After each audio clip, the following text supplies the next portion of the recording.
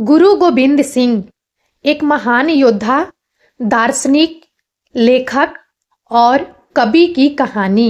गुरु गोबिंद सिंह सिख धर्म के 10वें और अंतिम गुरु, भारतीय इतिहास के एक महान योद्धा, विचारक, लेखक और कवि थे। उनका जीवन न केवल धार्मिक नेतृत्व का प्रतीक है, बल्कि उन्होंने सामाजिक सुधार, नारी सशक्तिकरण और मानवता के मूल्यों के लिए भी अद्वितीय योगदान दिया। उनका पूरा जीवन सत्य, न्याय और धर्म की रक्षा के लिए समर्पित था। उनका व्यक्तित्व एक अद्वितीय मिश्रण था। जहां एक ओर वे एक उत्कृष्ट योद्धा थे, वहीं दूसरी ओर वे एक गहन दार्शनिक और प्रतिभाशाली कवि भी थे। इस वीडियो में हम गुरु गोबिंद सिंह के जीवन, उनके संघर्षों, उनकी दार्शनिक विचारधारा, उनकी साहित्यिक रचनाओं और उनके ऐतिहासिक योगदानों पर विस्तार से चर्चा करेंगे। गुरु गोबिंद सिंह का जन्म 12 दिसंबर 1666 को पटना साहिब, वर्तमान बिहार में हुआ था। उनका बचपन का नाम गोविंद राय था। उनके पिता गुरु तेग बहादुर सिख धर्म के 9वें गुरु थे और माता गुजरी कौर थी।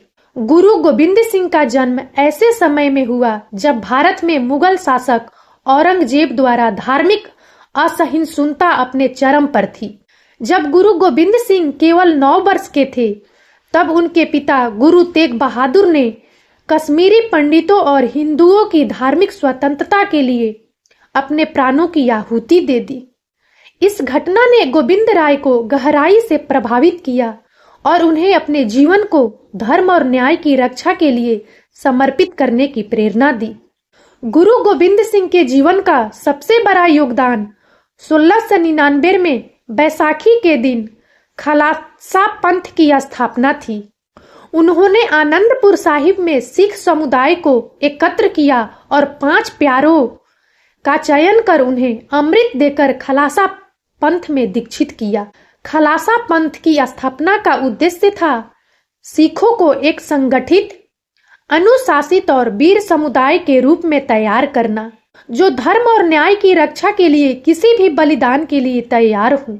खालसा पंथ के 5 ककार, केस, कड़ा, कृपान, कंघा और कच्छा, गुरु गोबिंद सिंह द्वारा सिख समुदाय को एक पहचान और अनुशासन प्रदान करने के लिए निर्धारित किए गए थे।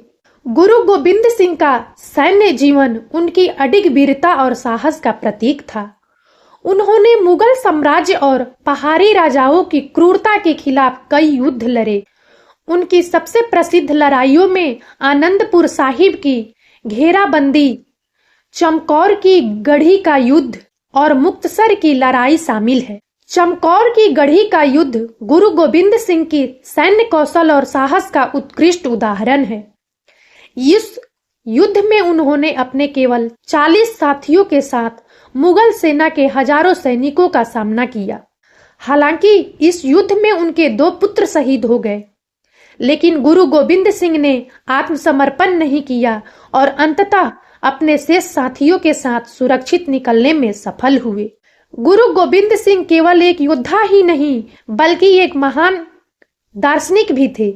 उन्होंने मानवता के कल्याण के लिए धर्म, न्याय और समानता के विचारों को बढ़ावा दिया। उनकी शिक्षाएं हमें जाति, धर्म और लिंग के भेदभाव से ऊपर उठकर मानवता की सेवा करने की प्रेरणा देती है। उन्होंने सिख धर्म को केवल धार्मिक प्रथाओं तक सीमित नहीं रखा, बल्कि इसे एक व्यापक जीवन दर्शन के रूप में प्रस्तुत किया। गुरु गोबिंद सिंह ने ईश्वर को निर्गुण और निराकार के रूप में वर्णित किया। उनकी शिक्षाओं में कर्म, धर्म और सत्य पर विशेष बल दिया गया। गुरु गोबिंद सिंह एक प्रतिभाशाली कवि और लेखक थे। उनकी रचनाएं सिख साहित्य की अमूल्य धरोहर है। उन्होंने फारसी, ब्रज और पंजाबी भाषाओं में काव्य और ग्रंथों की रचना की। उनकी प्रमुख रचनाओं में जाप साहिब, अकाल उस्तत, 24 अवतार और विचित्र नाटक शामिल है। जाप साहिब उनकी धार्मिक कृति है जिसमें ईश्वर के गुणों का वर्णन है। इसमें उन्होंने ईश्वर को सर्वशक्तिमान, सर्वज्ञ और सर्वव्यापक के रूप में प्रस्तुत किया है। अकाल उस्तक में गुरु गोविंद सिंह ने जाति और धर्म के भेदभाव को नकारते हुए मानवता की समानता की वकालत की है। 24 अवतार में उन्होंने हिंदू धर्म के 24 अवतारों का वर्णन किया है, लेकिन उन्होंने यह भी स्पष्ट किया कि ईश्वर इन सीमाओं से परे है। गुरु गोविंद सिंह के जीवन में व्यक्तिगत हानि का बड़ा महत्व रहा।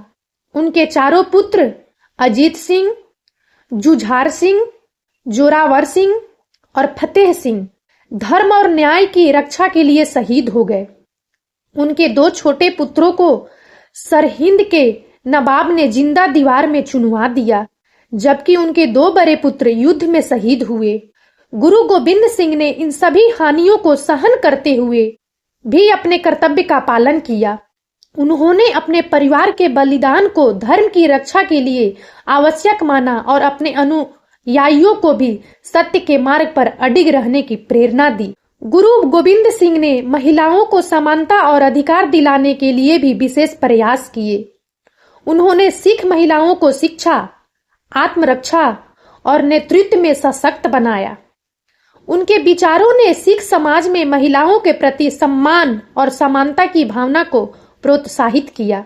गुरु गोविंद सिंह ने 1708 में नांदेड़ में अपने जीवन की अंतिम सांस ली। उनकी मृत्यु के बाद उन्होंने गुरु ग्रंथ साहिब को सिख धर्म का अंतिम गुरु घोषित किया। उन्होंने कहा, अब से कोई भी व्यक्ति गुरु नहीं होगा, बल्कि गुरु ग्रंथ साहिब ही सिख समुदाय का मार्गदर्शन करेगा। गुरु गोविंद सिंह का जीवन अद्वितीय साहस, बलिदान और आध्यात्मिकता का प्रतीक है। उन्होंने सिख धर्म को न केवल संरक्षित किया, बल्कि उसे एक वैश्विक धर्म के रूप में स्थापित किया। उनके जीवन और शिक्षाएं आज भी हमें सत्य, न्याय और समानता के मार्ग पर चलने की प्रेरणा देती है। गुरु गोविंद सिंह केवल सिखों के ही नहीं, बल्कि पूरी मानवता के प्रेरणा स्रोत हैं।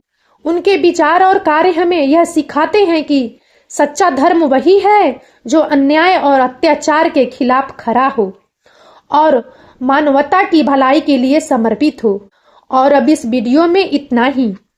यदि आप सबको हमारा यह वीडियो अच्छा लगा हो तो प्लीज इसे लाइक करें और ज्यादा से ज्यादा शेयर करें, ताकि हमारा मनोबल इसी प्रकार से बढ़ता रहे और हम एक से बढ़कर एक ज्ञानवर्धक वीडियो लेकर नियमित रूप से आप सबकी सेवा में उपस्थित होते रहें।